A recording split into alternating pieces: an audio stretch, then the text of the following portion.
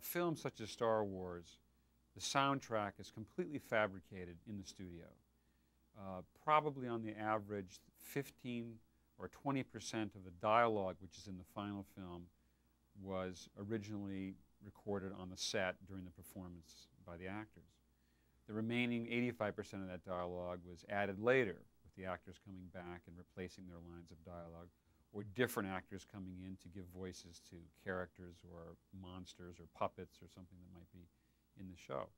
All of the sound effects you hear in the film are added later, everything from footsteps to cloth rustle to the handling of props to the sound of vehicles, weapons, aliens, and exploding Death Stars. Those are all things which didn't exist at the time of shooting. They had to be manufactured after the fact.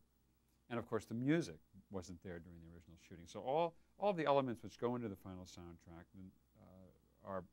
there's thousands of them, really. And to keep track of it all, one has to come up with a system of identifying each sound, of giving it a name, giving it a description.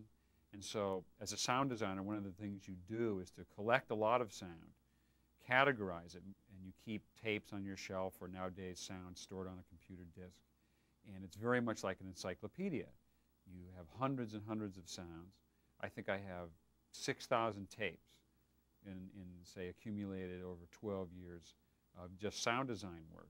And that is a result of going out and recording lots of material, animals, aircraft carriers, jets, appliance motors, whatever it might be, bringing them back, and you need to actually select from those tapes the things you find the most interesting and categorize them and put it down on a list so you can read it and find things later, because your memory can't often hang on to every little detail.